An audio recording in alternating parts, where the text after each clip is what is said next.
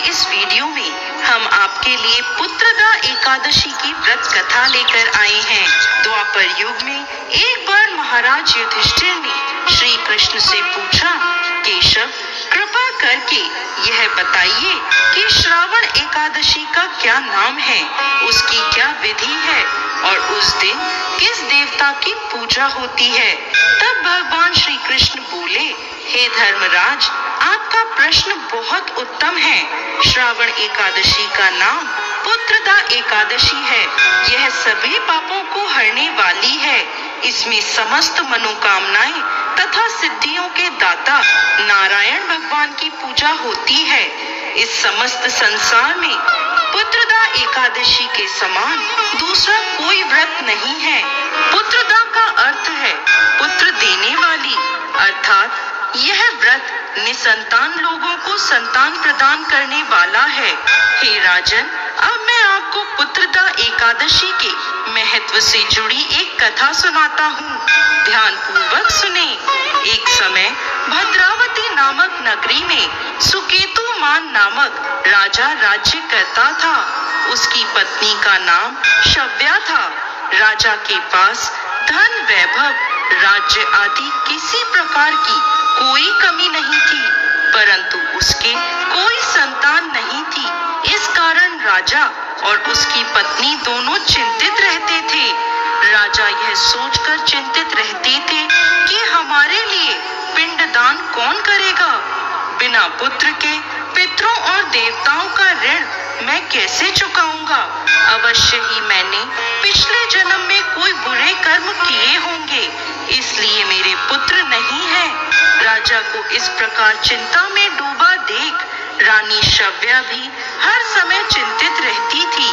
एक दिन राजा चिंता में इतने मगन हो गए कि उन्होंने अपने प्राण त्यागने का निश्चय किया, परंतु आत्मघात को महापाप समझकर वह अपना अश्व लेकर सोच विचार में डूबे हुए जंगल की ओर चले गए। वहां अनेकों प्रकार के पक्षियों और पेड़ पौधों को देखते हुए राजा आगे चलते जा रहे थे। वन में राजा ने हाथी को अपनी मादा और बच्चों के साथ घूमते हुए देखा। हिरण को भी अपनी मादा और बच्चों के साथ देखा। इसे देखकर राजा सोच में पड़ गए कि मैंने कई यज्ञ किए, ब्राह्मणों को भोजन कराया, फिर भी मुझे निसंतान होने का दुख प्राप्त हुआ। मैं क्या करूं? ऐसा सोचते हुए राजा आगे जंगल में चलते गए। आधा दिन बीत गया। राजा भूख प्यास से व्याकुल थे। पानी की तलाश में वह भटकते हुए एक सरोवर की तरफ गए। उस सरोवर में कमल पुष्प खिले हुए थे तथा बतखें विहार कर रही थी। राजा ने नजर घुमाकर देखा तो सरोवर की एक ओर मुनियों का आश्रम बना हुआ था। उसी समय राजा के दाएं अंग फड़कने लगे। राजा ने इसे शुभ संकेत समझा और घोड़े से उतरकर उन ऋषियों के आश्रम में गए। आश्रम में पहुंचकर राजा ने ऋषियों को प्रणाम किया और वहां बैठ गए। राजा को देख मुनियों ने पूछा, हे राजन, आपकी क्या इच्छा है? राजा ने पूछा, महाराज, आप कौन हैं और यहाँ किस लिए आए हैं? कृपा कर मुझे बताएं। तब वह ऋषि बोले, राजन, आज से 5 दिन बाद संतान देने वाली पुत्रदा एकादशी है। हम विश्व देव हैं और इस सरोवर में स्नान करने के लिए आए हैं। यह सुनकर राजा बोला, हे महाराज, मेरे कोई संतान नहीं है। यदि आप मुझसे प्रसन्न हैं तो मुझे पुत्र प्राप्ति का वरदान दें। यह सुन मुनि बोले, हे राजन, श्रावण मास की एकादशी का नाम पुत्रदा एकादशी है।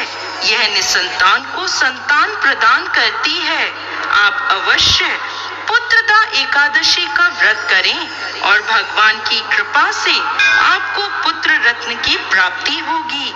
मुनि के वचनों को सुनकर राजा को संतोष हुआ और उसने महल में जाकर रानी शव्या को सारी बात बता दी और पुत्रदा एकादशी के दिन राजा और रानी दोनों ने पुत्र प्राप्ति की इच्छा से पूरे विधि विधान से पुत्रदा एकादशी का व्रत किया और द्वादशी के दिन पारण किया।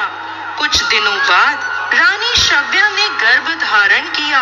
9 महीने पश्चात उनके यहाँ एक अति तेजस्वी पुत्र हुआ। वह राजकुमार अत्यंत सुंदर, यशस्वी और प्रजा का पालन करने वाला राजा बना। श्री कृष्ण भगवान बोले, हे कुंती नंदन, पुत्र प्राप्ति के लिए पुत्रदा एकादशी का व्रत सर्वोत्तम है। जो मनुष्य पुत्रदा एकादशी के महत्व को पढ़ते या सुनाते हैं, वह सांसारिक सुखों को भोग कर अंत में स्वर्ग लोक को प्राप्त करते हैं।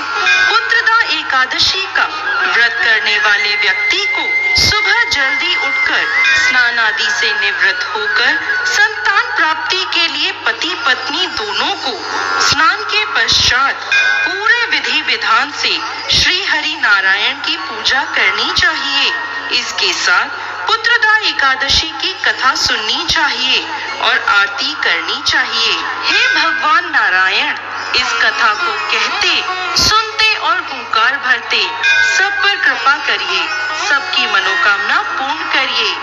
जय श्री हरि नारायण।